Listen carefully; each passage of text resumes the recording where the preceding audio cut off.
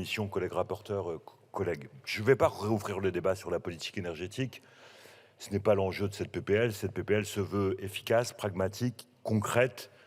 Et je l'ai dit, nous aurions pu aller plus loin si nous avions laissé parler notre cœur et notre raison. L'objectif de cette PPL est simple, il est triple.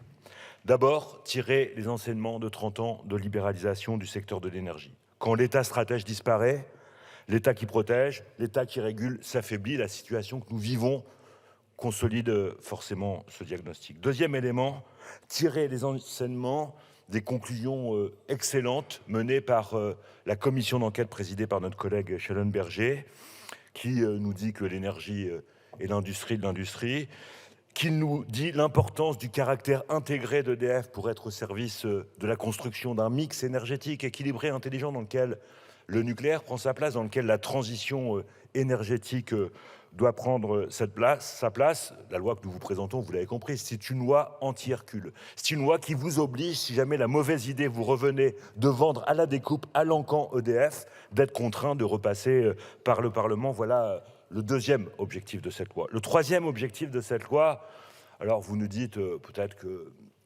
dans votre circonscription, les boulangers se portent bien, monsieur le ministre. Dans la mienne, les boulangers sont dans le pétrin.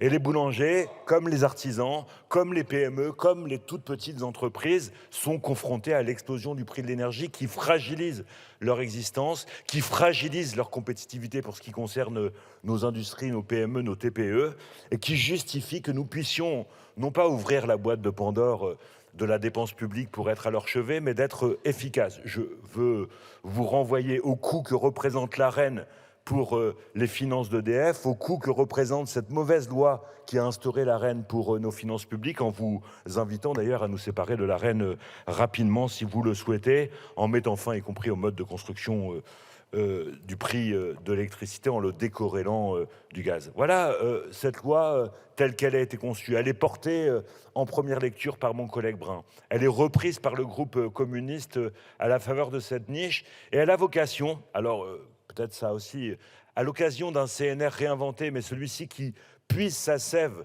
dans l'origine du CNR de Marcel Paul, qui avait considéré l'énergie comme un bien commun, de faire un arc politique large pour faire en sorte de protéger ce bien commun que représente l'énergie en remettant EDF sous le giron public définitivement. Merci de votre attention.